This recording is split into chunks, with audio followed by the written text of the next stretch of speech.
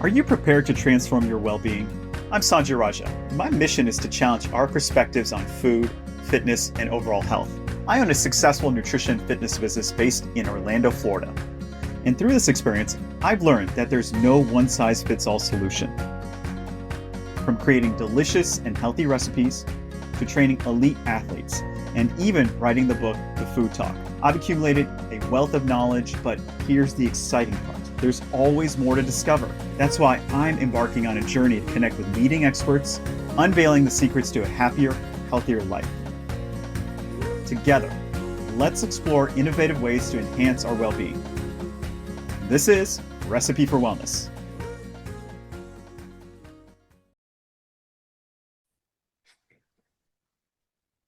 Welcome back, everybody, to another episode of our podcast, Recipe for Wellness. So we are in season 3, and I lost track of the episodes. I think this is like episode 12, 13, which is kind of crazy. But that being said, there's something that keeps popping up in my social media feed that I need to address. And so I brought a special guest on to talk about this. So before we get started with our guest, I'm not a social media guy, but unfortunately, it's a necessary evil in this business. But what I'm seeing is a lot of people sharing their experiences about what's going on in corporate America right now, which is a lot of layoffs because of the AI revolution. And they're trying to figure out a way how to navigate all this rejection they're getting because they're sending out thousands of applications of resumes to corporate positions, and they're getting very little feedback, if any. My background, for the audience who doesn't know, is that I started out in corporate America.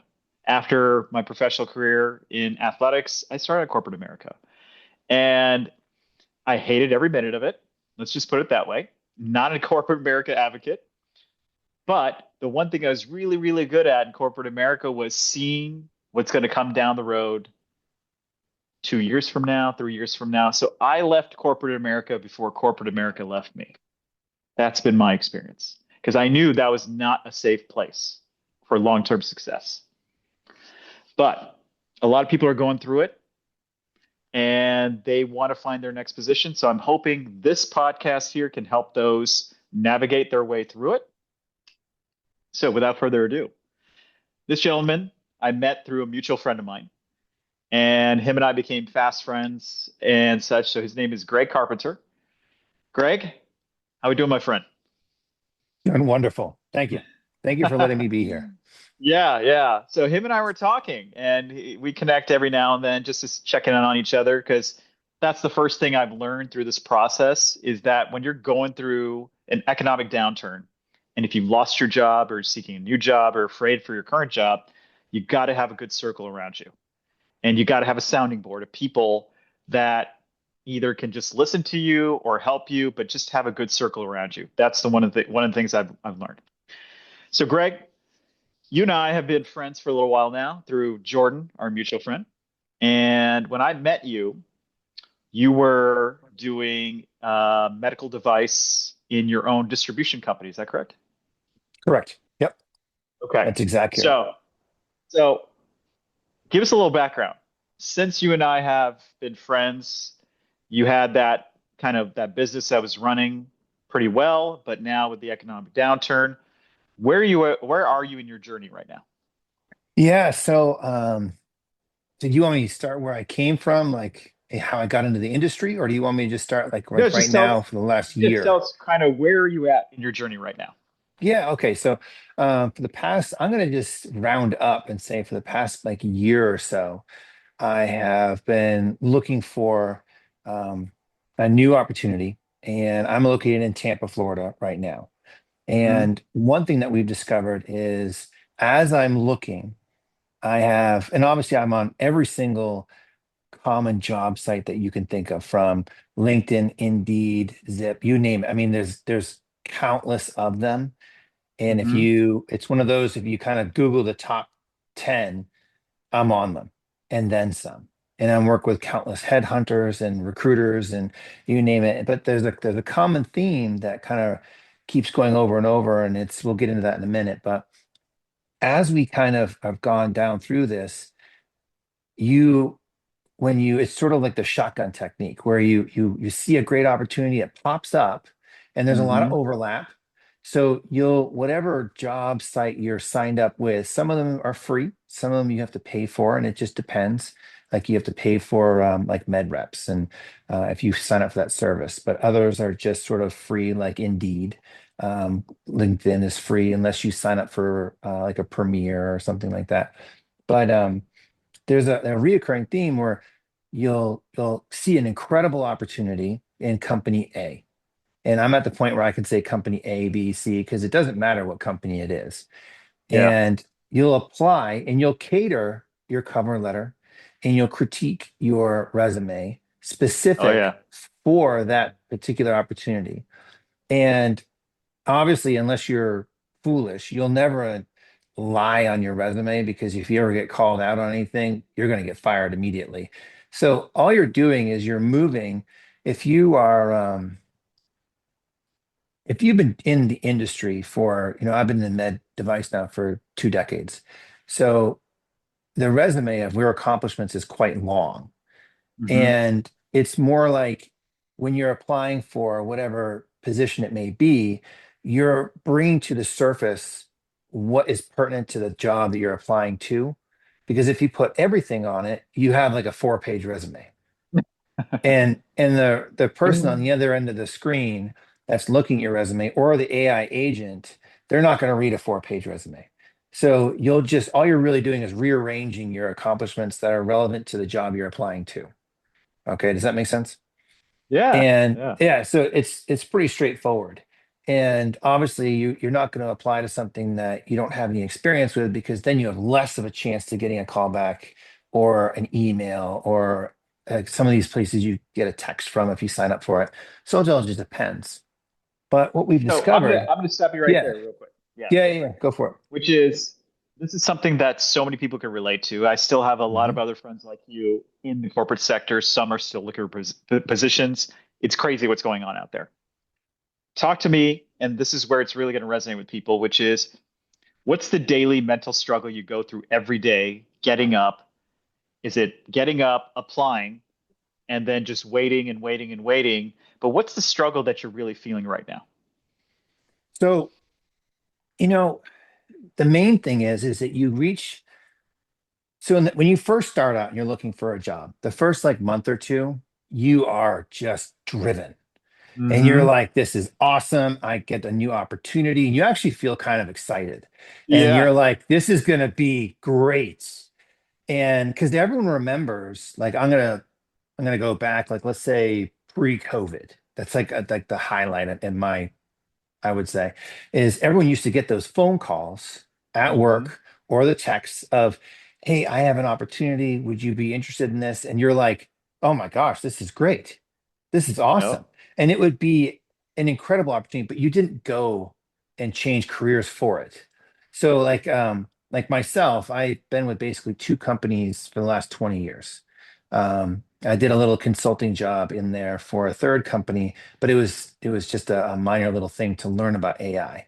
So as a whole, I've been with two companies for 20 years, and you get recruited for kind of like little like they put a little enticing thing out there to come to you. So you're thinking that once you start looking for a job, it's going to be just like that. Like everyone's coming for you, everyone's going to want you. You've been doing this for so long, and then 2 months go by, and you realize you are on your own. And you are, and I when I mean on your own, it's like it's a whole different thing. But like Yeah. you're networking with all your friends and Yeah. friends, and it's not just friends that like you knew from your past job. It's friends from 5, 10, 15, 20 years ago. And it's one of those things where you learn very, very quickly who your real friends are. Yeah. Because like, and what I mean by that is there are friends who you'll be like, hey, I was on LinkedIn. I'll use LinkedIn as an example because everyone's familiar with the platform that is a professional. Is you'll be like, hey, I'm looking at this job site, and on that job site, you popped up as a connection. And I know it's been a while since we've talked, and you have some scripted line of some sort that you have concocted. Maybe you've pumped it through some, chat GBT or something, so it's grammatically correct. I don't really like to use it because it makes me sound like a robot. But you haven't talked to them since college, or you haven't talked to them in, 20 years, but they work for the company that you want to Yeah, apply to. yeah, And you're like, yeah. hey, can you help me out? And they do. Okay. They're like, sure. Now you actually don't really know if they did, unless you get Hmm. an email that says like a internal reference, blah, blah, blah, blah, blah, or internal referral, etc. Or some companies, what they'll do is they'll give you like a link that says that so and so has referred you to this position. And that's great. Okay. But this is where it gets interesting is, let's say you don't get that job, which Hmm. happens, I would say 99% of the time. Yeah. So you've already reached out to that friend, Yep. and you're in month one, two, whatever. Well, this started for me at least like a year ago. Mm. So how many times, and some of these companies are gigantic. I came from a division of Johnson and Johnson. So there's tens of thousands of employees there. And obviously, there's a lot of internal candidates, and there's a lot of people that look at these companies that want to work for a company like that. So you have a lot of competition. And let's say there's another job in that company, and you want to reach back out to that same friend. Hmm. And let's say it's been 2 weeks later, or 3 weeks, or 4 weeks, or whatever it may be. Now, they might help you a second time, right? But then come the third time, the fourth time, you know, they have a job too. And their Yes. job, their job is not to basically get you a job, but you also at the same time will realize very, very quickly the only way that you personally are going to get an interview is through an internal connection. So you're playing this balancing act. So, okay. So there's a lot to Yeah. unpack here. There's a It's lot to so unpack it's here. it's brutal. Okay, Brutal. so I'm gonna step in on this one. So number one, you said you've had two jobs, right? Do you know how many jobs I've had in the medical device field? You are not the norm, by the way. You're not the Yeah, norm. I found this out. Okay. On average, in medical device, 7 times. You will jump jobs 7 times on average in your average medical device career. I did it Yeah. 9 times. Okay. I like to call myself a mercenary. Okay. You know why? I went Yeah. to the highest bidder. You know why? Because at any given moment in time, they could look at you and say, don't care if you beat expectations last year. We're going to go in a new direction. They could drop me like a bad habit at any given moment. So I always kept that in the back of my head going, I'm going to use you before you use me.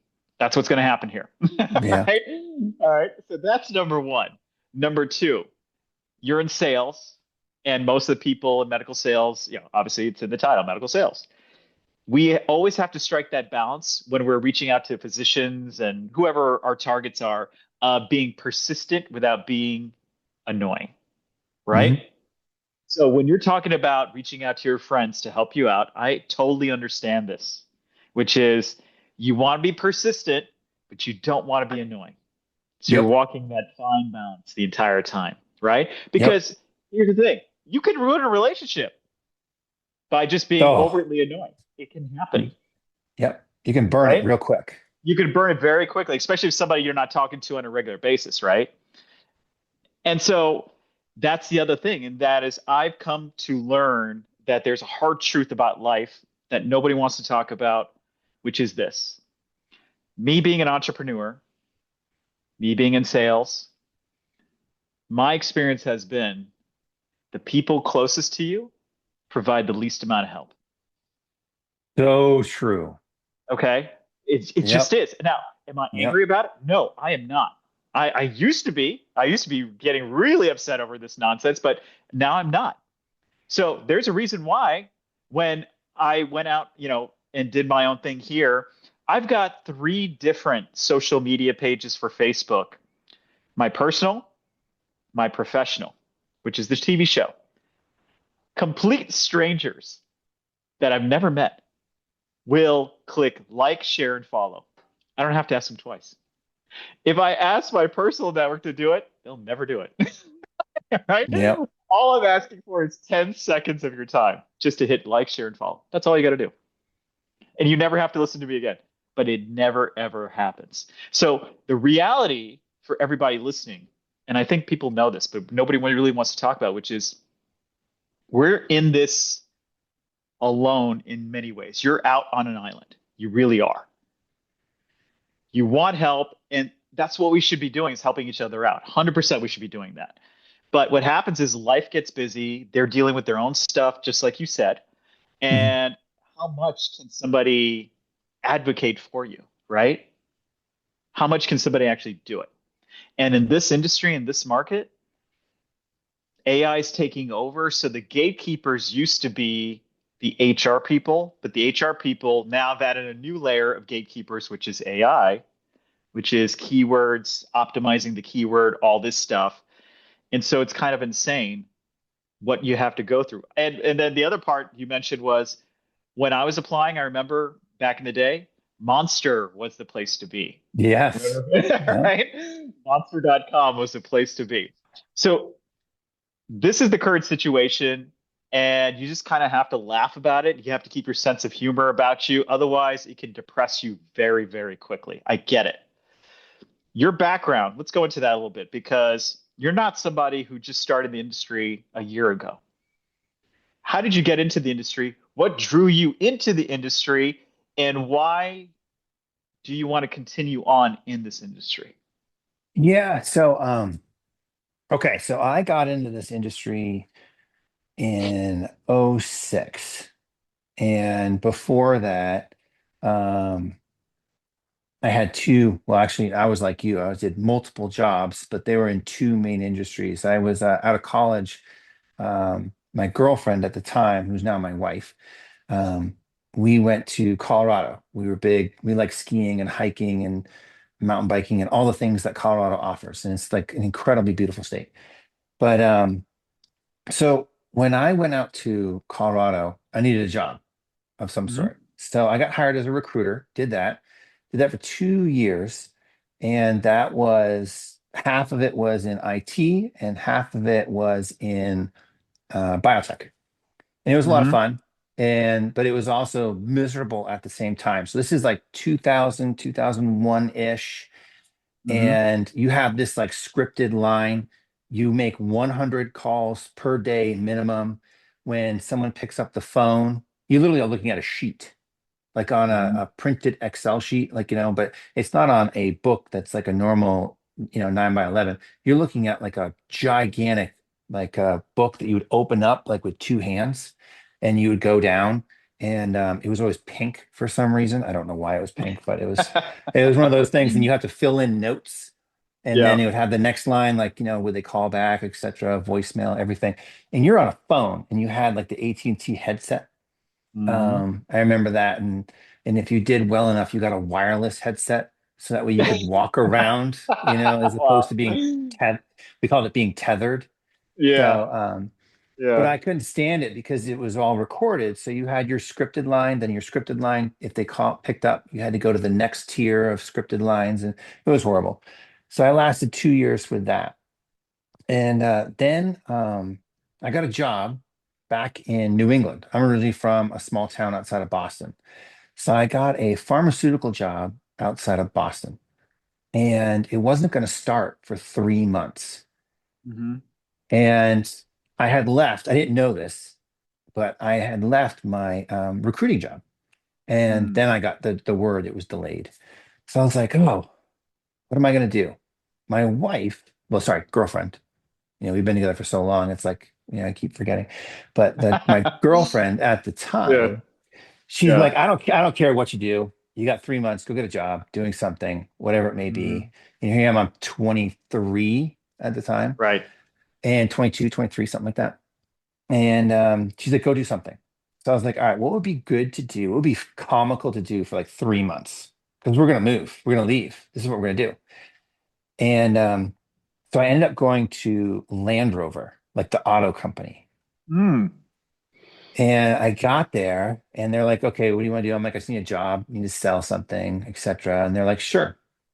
So I got there, and that coincided exactly with they Land Rover. I don't know if they still do this or not, but they do this like off-road course, Mm. and they kind of show you how what your capabilities of your car is and everything. And I was watching them, and I have a really big background in like topographical maps and like you know basically I can look at a three-dimensional structure and things of that nature. And I knew, and they were struggling because the guys that were supposed to fly in to basically show the machinery what to do, they Hmm. were unable to successfully complete this thing. And I'm looking at this and I'm like, this isn't as hard as it needs to be. You just need to do a couple angles here and there. And they're like, you're a new kid. What do you know? You're nobody. And I'm like, no, no, seriously. Like if you have an approach angle on your car of X, you could just make the ramp the same and your decel angle and all that stuff, and your wheelbase is so and so. And we talked about it for a few moments, and they realized they could accomplish it very, very quickly. Um, and I kind of all of a sudden, just because I was in the right place at the right time and I spoke up, it made sense. And this is almost 30 years ago. And it made sense. No, it's not quite. That's, let's see, 2001. So yeah, not quite 25 years ago. But it almost made sense, like in a way that they were like, let's see what you can do. So I then, for the next week and a half, we just did that. And it was great. I mean, I had a fantastic time. You're there with, I didn't work the equipment because I didn't have any certification to do that, but we're like moving Hmm. boulders and rocks and all that. So I did that. And then I went and started selling cars for Land Rover for a Mm. few months. Moved out of that, realized that the job that I was going to get hired for back in Boston, they basically reseated. They said, nope, you're done. We're not going to hire you because we're not going to pay for you to move back and all these things. And I'm like, okay. So Mm. I, at the same time, was asked to go to a different dealership. So I was like, I'll just do this for a little bit. Now, at the time, it never occurred to me that 3 months would turn into 3 years. But those Yeah. 3 years, to give you an idea, those 3 years, everything changed. And I learned that a lot of times, if you're in the right place at the right time, Hmm. everything works out. So I befriended this gigantic man. He was like 6'6", and he was like 240 pounds. And I walked in the door, and I don't know if I looked like his son or what, very seasoned man. He's like, come with me, I'll show you what to do. And he sat me down. He said, a lot of times it's best if you just shut up and listen. I'm like, okay. So I did that for a few months. I didn't say anything. I just watched and listened and learned all the things of the auto industry. Now, everyone needs to understand this is this is like 2002, 3, when I started, somewhere in there. This is way before '08 when the Mm. world came crashing down. And I'm learning about, like, in the auto industry, they had like, they had a little Foursquare and, all these different techniques to help close you, switching someone from a buy to a lease, and, all these different things that I was unfamiliar with. Well, he then promoted me for another job, and I went for it. And I'm like, Hmm. okay. So I was in a closer, and it worked out really well. That then promoted myself because the finance department got in some kind of argument of some sort. It happens. And they left. And I'm sitting there, and it coincided because they thought that they could get away with it. They were using this program called Reynolds and Reynolds. I don't know if they still use this today or not. It's kind of relevant, but it was going to default. Essentially, they had to redo it and they recertify and all these things. And I'm like, I could figure this out. And it's a program that all the contracts come out of in the finance Hmm. department. And I'm like, I could figure this out. And then at the same time, the GSM, general sales manager, is like, if you could figure it out, you can have this job. So I stayed there. and I figured it out. And then that same old gentleman I was telling you about, he's like, pull out a bunch of old contracts, look at what it looks like, and just replicate it. That's how you're going to know how to do it. So I did that. And then I looked at all the old banks they used to get contact with. There's like 20 of them. So I called Hmm. all the old banks. They had phone numbers, call the people. You actually have to get on a phone, like not your cell phone, but like an actual phone. Call them Hmm. all. It was fantastic. And you learn about like you have a buy rate, sell rate, all these things. It worked. So I went from sales, working on it out of basically off-road ditching to finance manager. Then I ran the whole thing because that Mm. guy quit. He quit. He just said, I'm not doing it. And so I was a finance director, and that was in like a year and a half, almost 2 years. And then my wife now, we decided that we wanted to move back to New England. So we moved Mm. back to New England, and through networking, I then got the opportunity to work as a GSM. So I was running a dealership, and I just had one person to report to besides the owner. So I ran it, and that worked out extremely well. So I was running this dealership in New Hampshire, and it was great. But the problem I had is that this coincided in a time when you could literally get anyone approved. So if your income is $3,000 a month, you could get approved for $1,000 car. Yeah. And that sounds impossible now, but at the time, Isn't that it's called predatory lending? it's but like that's the way it was. And Yeah. you'd have people coming back, in Yeah. three months, and they'd be in tears, and you'd look at them and like, hey, look, this isn't about cutting coffee out from Starbucks every day, your $5 Yeah. Starbucks every day. This is life changing. You're done. So, ethically, I was like, I just can't do this anymore. You make a lot of money, but like you look at your soul and you Yes. realize Yeah. this is horrible what you're doing.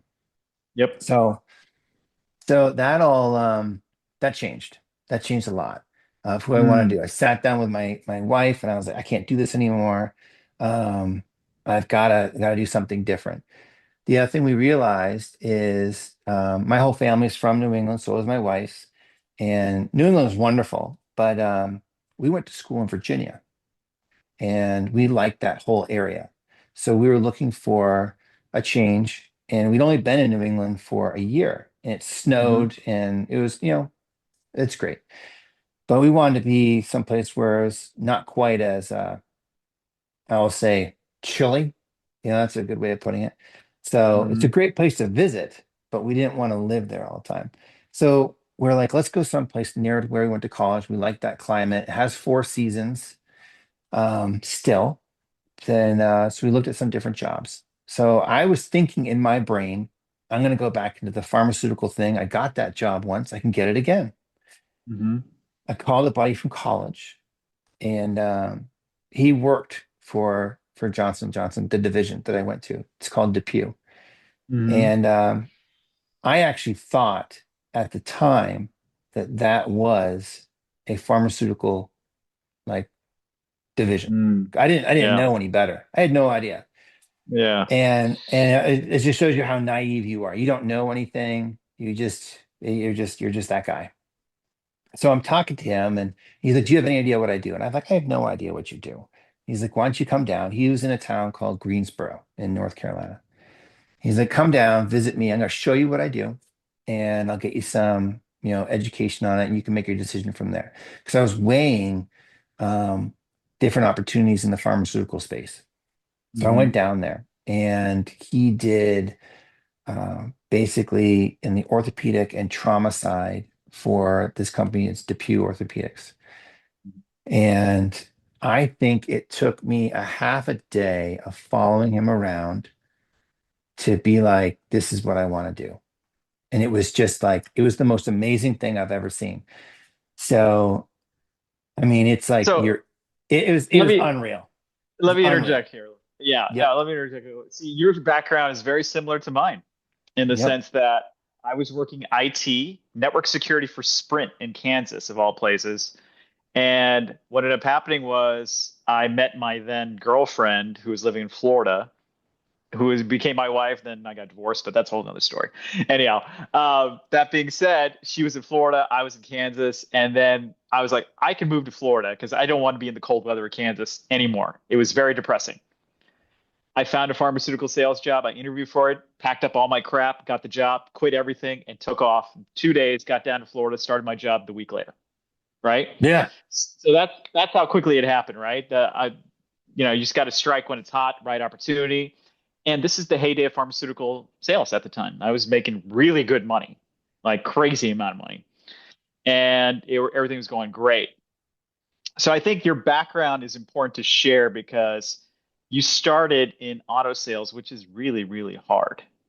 I mean, everybody, says the term used car salesman, right? In a bad way. But let's put it to you this way. I respect anybody who's got sales experience in anything because I did IT sales, I did technology, then I went to pharma, then I went to surgical.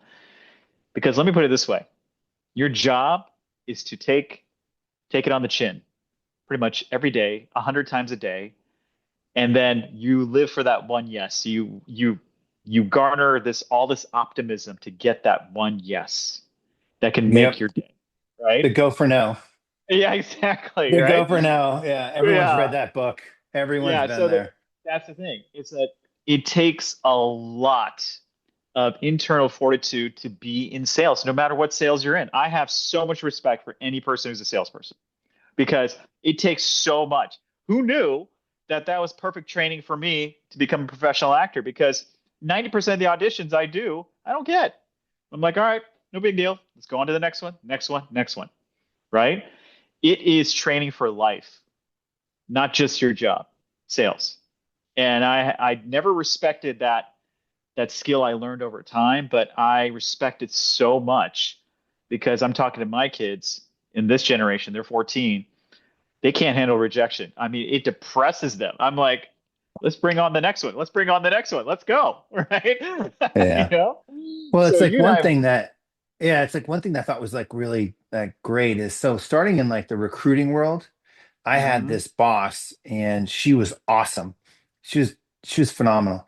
But she's like the difference is in this job, you are calling someone who doesn't want you to call them.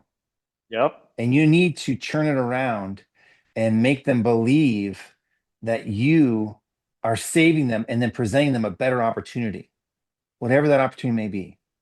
Yeah. And I was like, that's a good way of putting it. So, like, whatever job they have, you have a better job. Yeah. You always have a Yeah. better job. And like, here I am, I'm looking for a job. And I'm like, Uh, okay, where's that recruiter calling me? You know what I yeah. mean? And it's like, okay. And then I went into the auto industry and, I'm from Boston. So, like, conversation, like, growing up was like, it's like a banter session. And that's just the way you're raised. So, like, coming from like With a bunch going of in, F-bombs in between. oh And, my right? gosh, it's like it's unbelievable. So like, it's just kind of nature. Like if you don't have that combative Yeah. side of you, then it's you're just probably not actually from there. Maybe you moved to Boston or the surrounding areas, Mhm. but you're not probably from there. But it's funny because I'm in the auto industry and like you get someone that'll come on the lot and to buy a car and they'd be like, yeah, I'm just looking. And I'm like, you can look at like a mall, like a mall Mhm. parking lot. If you want to look, when you drive up and down your neighborhood, you're going to see a lot of cars there too. I mean, if you're here to buy a car. And it's like, but it was just like nonstop. It's like, I mean, like honestly, like why do you go to a car dealership unless you're going to buy something? You can see any car you want, really, anywhere you go. So So it so it was awesome. let's talk. No, yeah, I see. That's the reason why I brought up that point is that you were in the trenches with sales. You were in deep in the trenches, Yeah. and no was not something in your vocabulary. It's like if you're on my lot, I know why you're here. You know why you're Yeah. here. Let's just get this Oh, done, right?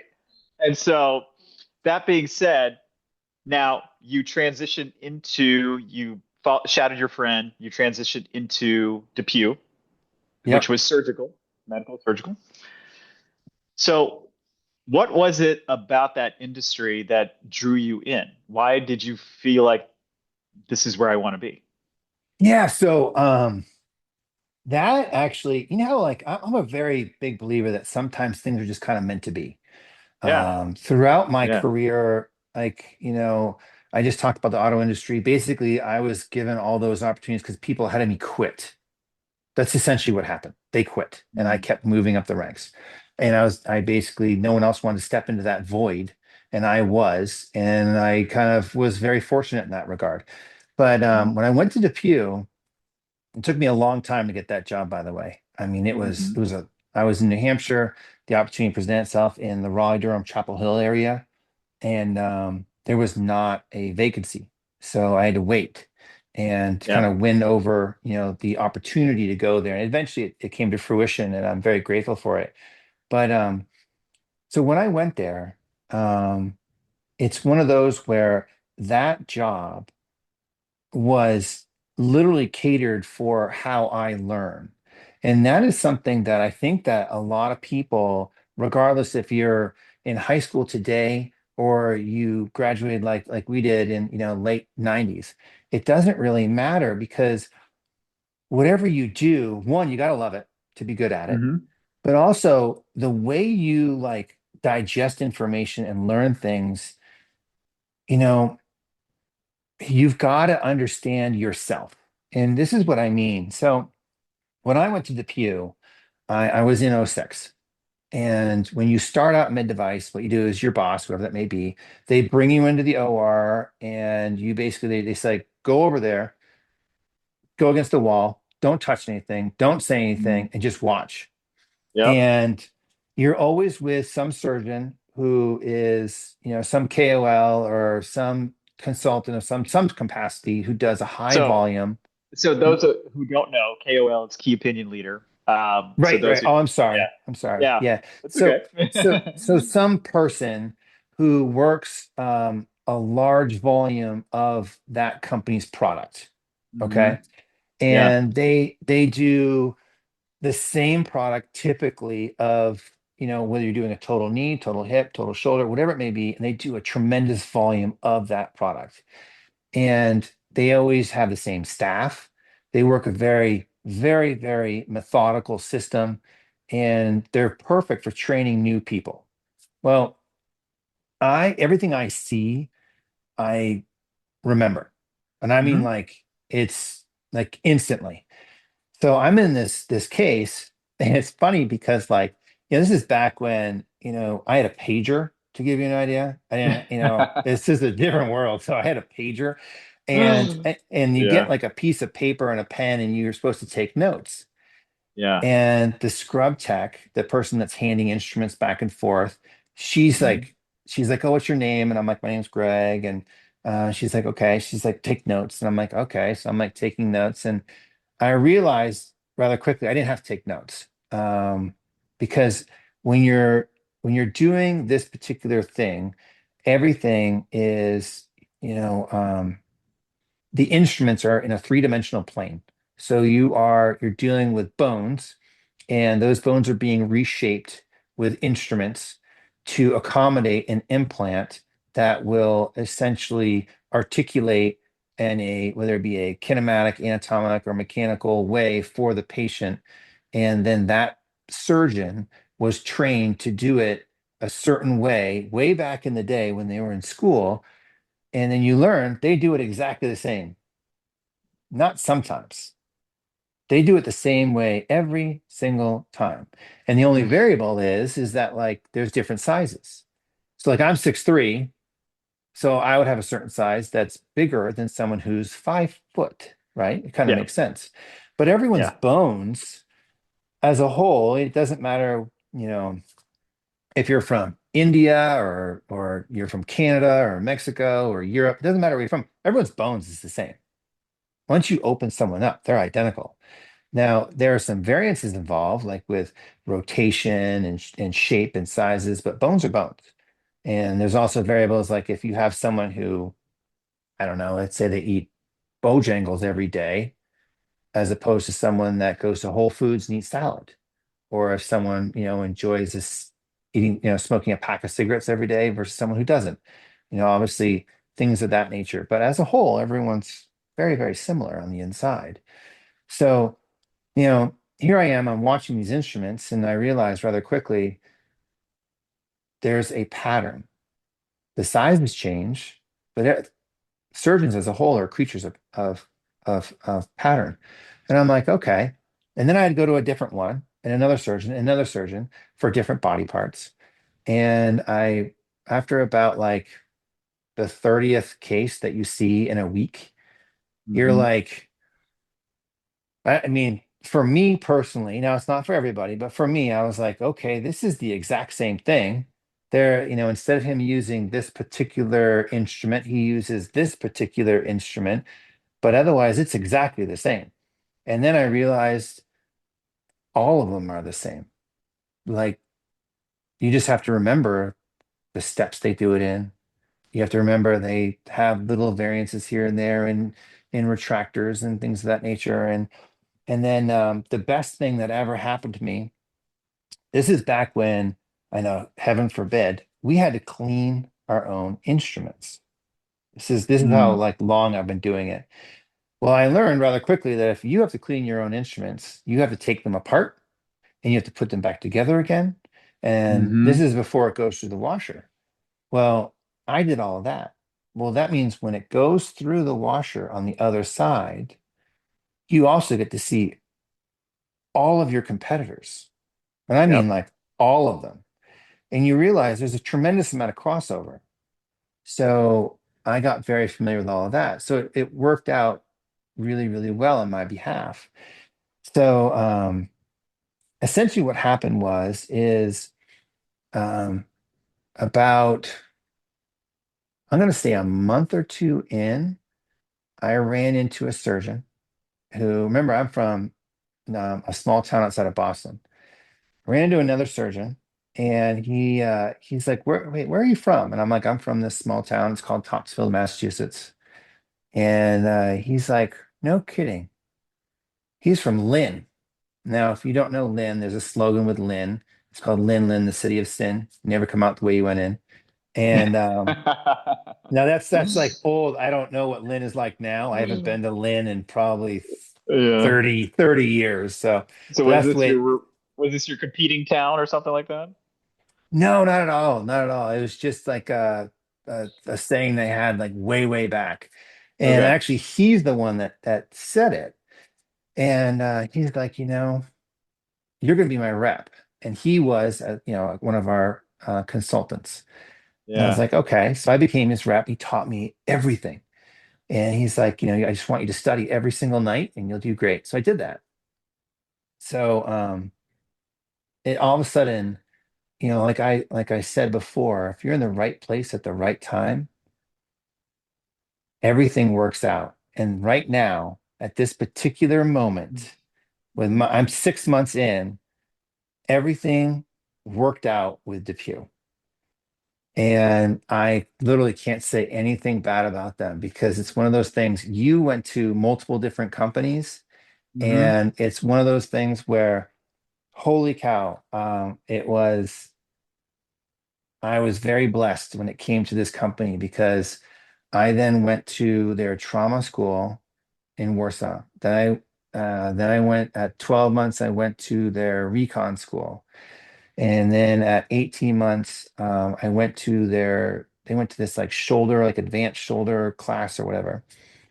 And at that class, um, I was very fortunate to be identified as knowing more than everybody else, especially when it came to competition.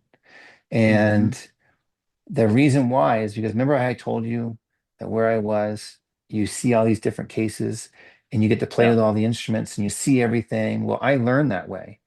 And I was able to retain everything. And you learn that if you just sort of observe and watch these surgeons, they're creatures of habit. Yep. And you learn rather quickly that every surgeon, regardless if it works for your company or a different company, that they're all creatures of habit.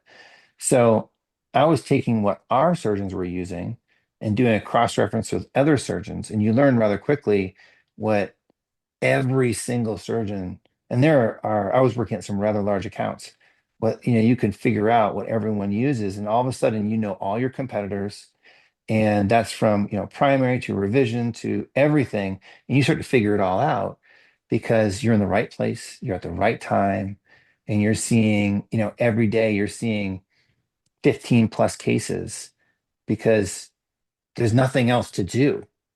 Hmm. Like you're So, there so you learned so much in the industry, right? really quick. That's the thing. I did orthopedics, I did surgical wound care, I did you name it, I probably did it. And I learned a lot too. So I'm grateful for the industry for teaching me so much information. I never thought it would translate into what I do now, but it does. I can relate to a lot of these doctors we talk to and speak their language. So you found a passion for it. You found mentors who guided you in it. So my heyday was around, I don't know, 2006 till 2016, I think. That span of time, I was doing really well in Mhm. the industry. We all know things have significantly changed. We all know Yep. that. You're in a space now, it's kind of the unknown, right? Every day brings a new challenge, which is what am I going to get today? I'm going to be applying 20, 30, 40, 50 times. I don't even know if a human being is going to see my resume, let alone give me the time of day with a callback, right? So share with our audience because I know so many people can relate to this. You've sent out a lot of, in your estimation now, how many resumes have you sent out? Number one. Oh gosh, I am in the hundreds, Okay. All right. hundreds, like Okay. plural, Hundreds. hundreds Okay. and Again. hundreds. I'm not at 1,000 yet, but I'm in the hundreds, and it's an interesting situation. Okay. So out of those hundreds, how many calls have you gotten to get a first interview? Okay, so the easiest way that I can explain this is the only interviews that I've gotten that are of merit.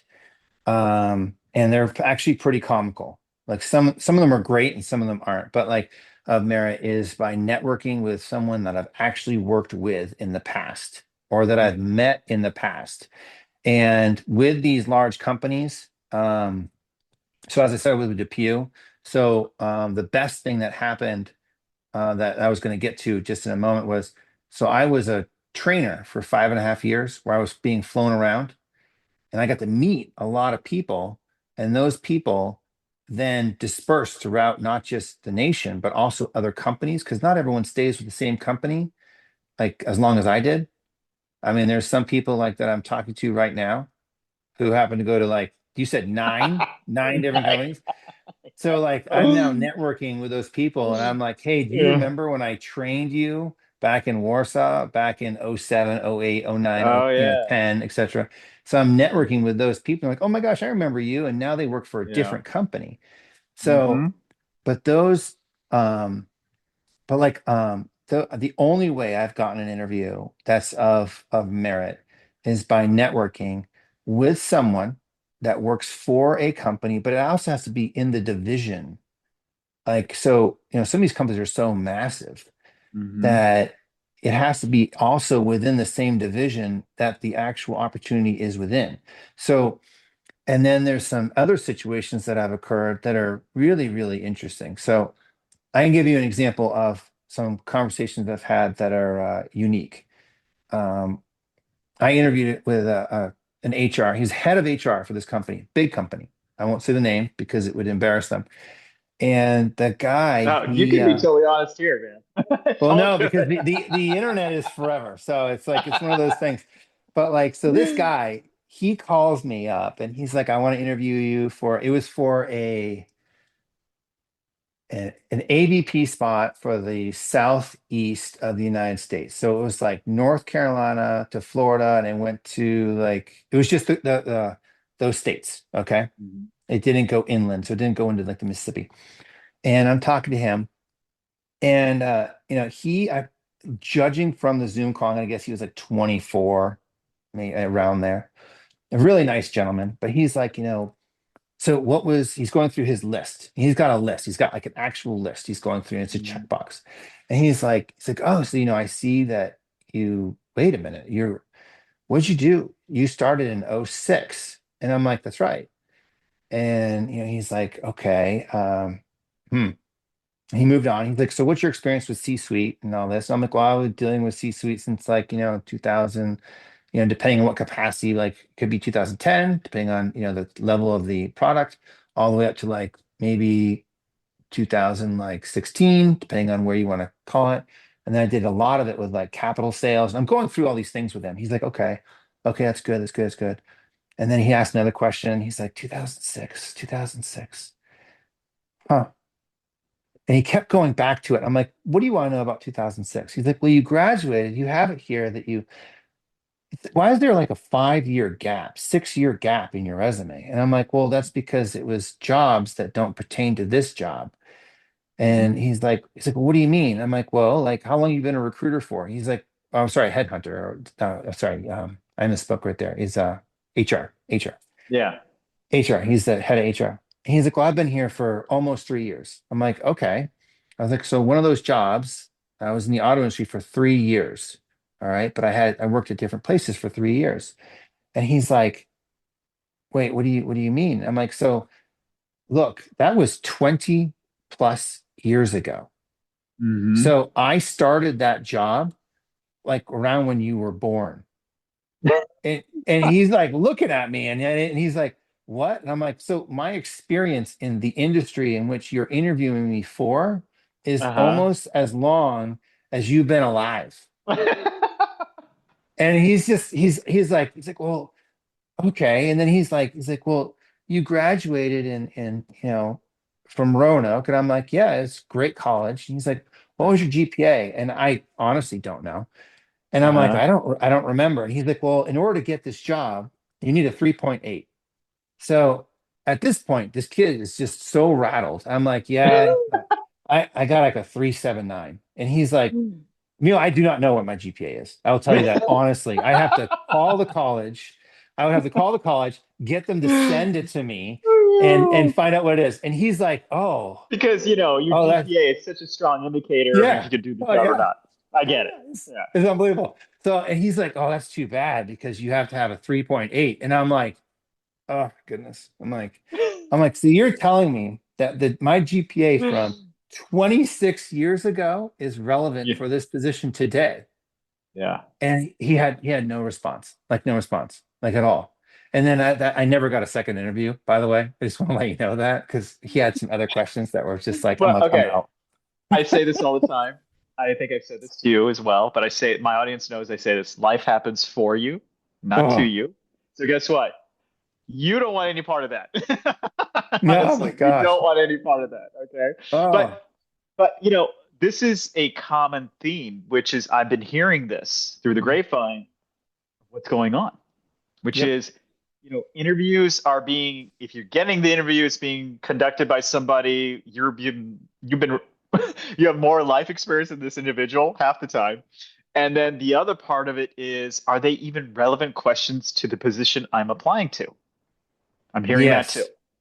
Yes. right? So that's a great one that comes up. So, or they'll ask you, do you have any further questions? Right? Yes. That's a common question. And Oh that's a yeah. good one. That's a really great one. So I'll ask, and this is something that I'm at 3 HR people that can't answer this so far. I almost got a fourth, but she came up with a response that was just skyed off. So I've been with 2 companies over 20 years. So I'm not looking for a 2 or 3 year job. I'm looking for a job where I can go and grow and excel and actually make a difference, not for 6 months. So I Hmm. interviewed for this job, and this is a great example. I interviewed for this job, and I was competing against, I think there were like a half a dozen other candidates. And while I was competing for this job, um, there was another person they thought a better fit.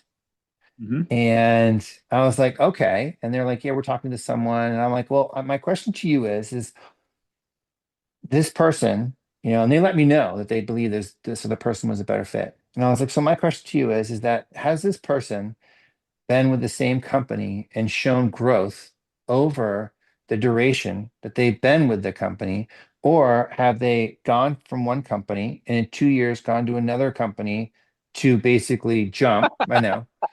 And then 2 years after that, or three, or whatever it may be, and they keep jumping because they can't Yeah. grow within their own company. And Yeah. they looked at it and they're like, well, what do you mean? I'm like, well, I've been with the same company essentially. And then I went to a startup most recently. But I was like, I grew within my own company and it's a big company and showed growth the whole time and had a great experience. And, you know, I'm wondering if you're going to get the same results out of this candidate. And they're like, well, I don't know. I mean, I guess. And then this is what happened. So, and it was October. Mhm. And the only reason I got this interview is because I had a friend that worked for this company. So that friend called me and said they gave this job to this person. Okay. I'm going to say this person. And that person got the job. Mhm. By the beginning of the new year, this person had already quit because that person got a better opportunity at another company. Mhm. And then I have reapplied for the job that was now Yeah. vacant again. I interviewed with the same HR person. And Okay. I'm like, hey, you remember me? And like they immediately like looked down. They were like, oh. How's that working out for you? And I was like, look, here I am. I just want to interview. I'm just curious. And Yeah. then so then I asked them another question. I was like, look, I just want to know if this works out, because Mhm. everyone that interviews for these positions, realistically, they've already won all the awards. Everyone on LinkedIn now puts up their president's this, their premier this, they've won the trips, they've won the watches, everyone, if you've been with this industry for 20 years, you've you've won everything. It's just kind Mhm. of the way it is. So, the gold standard of whatever. Pick it, pick every company has a designated award. And but it's interesting to see it where I'm like, okay, so if I never mind quota, my question to you is if I surpass quota on year one, where will I be? On year two, where will I be? And on year three, I would like to know where could I forecast to be? And then I'm just asking what those numbers would be. Where can because I want to forecast that for not just myself, but I have a family. I have kids, I have a wife. And, it's interesting because these companies, and it doesn't matter what company it is, you would be surprised. I've only gotten one company to actually know the answer. Mhm. So they're hiring. They're Yeah. not hiring me right now, but like, they're hiring somebody, but like, I don't know if they're hiring somebody for 6 months, 12 months. I don't know the answer to that. And like, and the thing is, my story, I know so Uh-huh. many great people out there that need an opportunity, and they're not looking for a 1 year opportunity. They're looking for the same thing. They're looking for that growth, and no Well, one can answer it. well, it's that question and the other question. I'll piggyback off of what you just said. When I Mhm. was interviewing in the industry at the time, I would ask them one question, and their answer to that question would tell me if there's even remote possibility of long-term success, which was I would always ask one question. So tell me about your corporate culture, because that's important to me. 99% of the time, they would go into a diatribe about the benefits and blah, blah, blah, and all this stuff. Yeah. And that told me you have no corporate culture. You have none. So I get it. So then I made the calculation in my head saying, okay, you're going to pay me this company's going to pay me that. So this is a better opportunity, but I'm going to be out of here in a year and a half. I'm going to find my next one. I'm going to leverage you against them. I just knew it. And I was right every time. Very few, the one percenters, I'd ask that question. What's the corporate culture like? Did they actually give me a real answer saying, Yep. we want to create an environment where we hire from within, promote from within, so that everybody knows everybody else's job and they can step into that role? That's all you had to say. Lie to me. Just lie to me if you want to. So I wouldn't know. Mhm. Nobody could answer that question. So it's amazing. I've got friends who work all over the world. I got a buddy of mine who, my cousin actually works in Australia. I got another friend who works in Japan. In Japan, you know why there's loyalty? The average employee in Japan works for one company their entire life. That's the Amazing. average. Okay. Amazing. In Singapore, Australia, Canada, I know all these people. Guess what? They maybe job hop once at most. And you know why? Because they instill loyalty through the fact that he just had this is probably like 5 years ago, he had a son. His wife got a full year off with 70% pay. He got 9 months with 70% pay. It's called work-life balance. If your life is in order, your work is going to be that much better. Yeah. Well, it's like the easiest thing that I do now is because interviews are so difficult to acquire, and Yes. I have to essentially call in a favor now, Yeah. from a friend. I have to call in a favor. That's what it really comes down to. It amounts to I have to call in a favor. And right now, my wife and I have made the decision that we want to relocate to the Raleigh-Durham Chapel Hill area. We lived there for Yeah. 14 years. Yeah. And we've been in Tampa for 7. We have nothing but great things to say about Tampa. It's wonderful, but it's one of those where we're in a place with our children that they're going to be going to college. Once they conclude, obviously, high school. But like my daughter's looking at colleges, then my son is going to follow that. But we're looking at like once they graduate from colleges, or more like once they enter colleges, we're going to be on our own. So we're Hmm. like, where do we want to live long term? And long term, we want to live there. And, Yeah. my wife and I lived in like, gosh, I don't know, I think it's like a half a dozen different places in the United States. And there's pros and cons everywhere, mainly all pros. I don't really have much bad things to say about anywhere we've lived, but we absolutely loved North Carolina. So we're looking to relocate there, hopefully this summer. And but one thing that my point is that what I'm doing now is now that I know I could only get an interview through basically calling in a favor through a friend Hmm. to do that. Yeah. So what Yeah. I'm doing now is speaking about the culture is when there's a job opportunity that I know is great. What I do is I go on LinkedIn because it's the easiest source and I'll Hmm. look at the employees. You don't have to like connect with them. You can just look at them and you can see the top managers and you can see how Hmm. long they have been with the company. Yeah. And if you start clicking and you go to 10 different people and they've all been there for 2 years or less, their turnover is huge. Yeah. So it's No, like, this is a really good point. Yeah. yeah, so you might get hired there by calling in a favor with a friend, but you realistically are going to only be there for 1 or 2 years. Yeah. That's just what's going to happen. There's something going on there. And then if you look at other companies, you'll get to the and it's like black and white. All of a sudden you'll see another company and like you'll click on them and it's like 11, 9, 15, etc. And you're like, "Whoa." Now that does not pertain to younger companies, or if a company acquired another company through acquisition, that doesn't pertain to them because that happens quite often. Hmm. Um, but it's one of those things where I've been looking for something for long enough that now, you know, I can't call, John Smith and ask John, hey, for the ninth time, can you Yeah. help me? you Yeah. know Yeah. I just can't do it. I can't Yeah. do it, and I otherwise when I call him the next time, let's say I get a job tomorrow, right? I can't call John Smith again because he won't pick up my cell phone Yep. because he thinks I'm calling him now for another Another job favor. application. That's exactly Yeah. right. Even though in Yeah. reality I'm calling him to be like, John, you'll never believe this.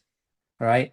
The heavens opened up, and this recruiter who could technically be my son, age-wise, it's just like, and he didn't ask me what my GPA was, but it's like, it's one of those things, it's one of those you're looking at it, it's like, and it goes back to all these things that like I'm looking at it and, now I've been in this industry for so long, and Yeah. there's so many of us that like a common question that these recruiters, and I keep saying recruiters, but it's all HR, that the HR Yeah. asks us is, what's your interaction with C-suite? Hmm. And I didn't think about this until I was talking with a friend of mine. And it's like such a great point. So when I started 20 years ago in this industry, everyone that I was interacting with, like all the administrators, all the people that you befriend just in the hospital system as a whole, Hmm. that you are like literally friends just trying to make it in life, Yeah, right? that's right. Because you're like in your late 20s and you're just trying to just get through every day. All those people that you're friends with, well, they are now the C-suite. Does that make Mm. sense? Yeah, yeah. So it's really funny because like, it's as you progress, they are progressing at the same time and they have high school kids, college kids. They know what it's like to watch their daughter or their son, not being the starter on the soccer team or whatever sport it may be. They know that pain. And you're sitting there, and then at the end of the game, they didn't get to play. Yeah. They're Yeah. just like you. There's no difference, you know? See, and that's the thing is that we all have to realize that we're all essentially trying to do the same thing, which is live our Yeah. lives to the best of our abilities, make some money, hopefully do good in the process of making money, Mhm. and just try to contribute to the world in the most positive manner we can. So I Yeah. get that. So you and I could keep talking Yeah. forever. Yeah. We could. I think this is really helpful for a lot of people, but I want you to share with the audience what routine that you do. Just nail it down to three things. And I always ask all our guests, what is Greg's recipe for wellness? That's the name of the show. Yeah. What is Greg's recipe for wellness to keep his optimism high? So name three things you do so that you can get up, do the same thing again, which is apply, apply, apply, and then hope for the best, and then go to sleep and do it again. What are three things you've created in your routine to help you get through these days of uncertainty? Yeah. So obviously this is different for everybody, but my number one thing is that I remember who I'm doing it for. Yes. And Yeah. it's not me. Hmm. So I have a family. I have a wife and two kids, and work is work, but at the end of the day, everything I do, my motivation, my drive, my everything, um, it really centers around them. Yeah. Especially, my wife, it was the getting married was the best thing that ever happened to me in my entire world. It was amazing. So that you get to choose your wife. You don't get to choose your kids. So it's one of those things where it's like, I love my kids. I really do. They're amazing. And they amaze Yeah. me more and more um, every day. But it's like, if there's anything that's a driving factor in my world, it's my wife. And then, but outside of that, the things that I do is I definitely have a routine. I cannot, if you sit in front of a monitor all day, every day, you will go crazy. I tried that for 2 months straight Yeah. and I had some problems. I had some really big problems. So, and I realized that I physically was unable to move properly after a few times, like your hips lock up and everything. So I Yeah. started to like, I have dogs, started to walk the dogs. And then I started to become more active um, with like, I do a thing called bar three. I don't know if anyone ever heard of that thing, but it's a, and there's different things, like different physical things you can do, like Orange Theory and whatever. So exercise Everyone has a different routine you've thing. implemented. That's it. Exercise. You got to Yeah. exercise to a degree. Go to the thing. Yeah. But then, and this is the craziest thing that I do, is I enjoy doing errands. Mm. I love doing errands. And when I'm at errands, I am the guy that like I will talk to everybody.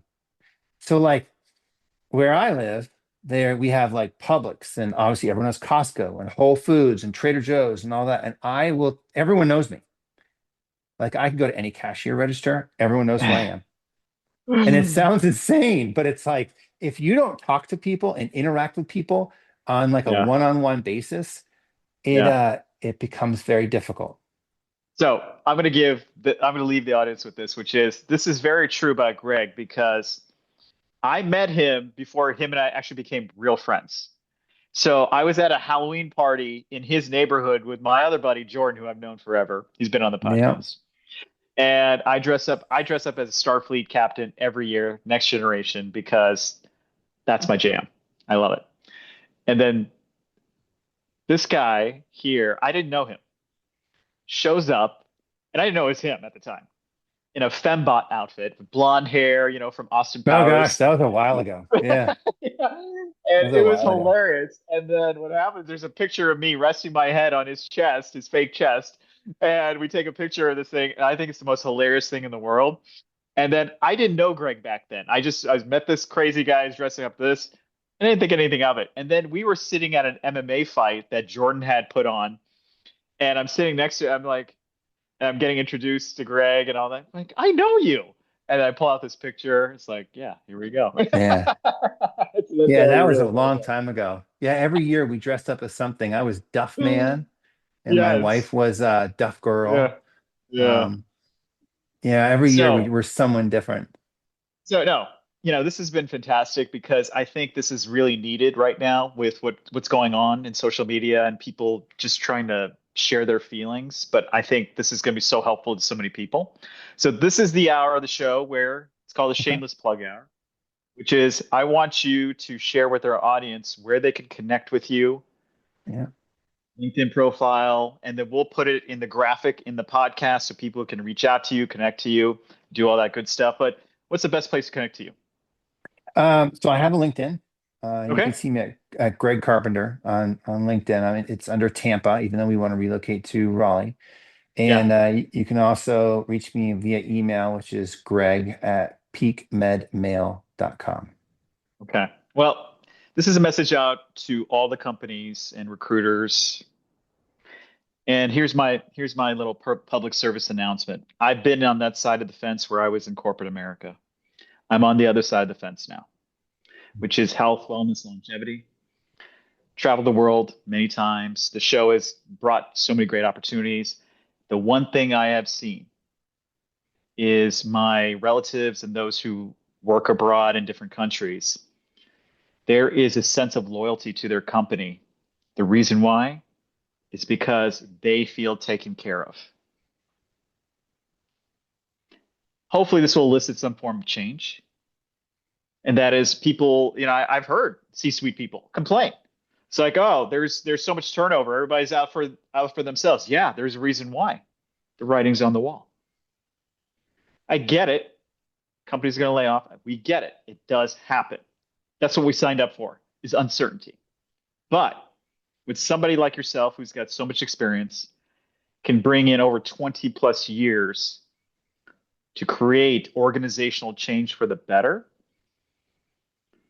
you can't just look at it and go, nope, next man up and cheapest person. Experience is invaluable. I remember, and last story before we sign off, is the biggest dilemma in getting into a job was how do you get experience without having experience? Right? Yeah. They'd always ask you that. They like, do you have experience? I said, no, I'm trying to get the experience. Well, we need somebody experience. Okay. Right. So once you get that opportunity, you will get the experience. And, for everybody out there, somebody like Greg who's motivated, who's been through it, he sold cars, man. If you could do that, you could do anything. Okay. Um, you gotta give people who've been in this industry a shot who know the game because they will change the culture for the better. You're not hiring to fill a spot. If that's the goal, then you're going to get a lot of turnover. You're hiring to change an organization for the better. So I would challenge HR managers to think about that.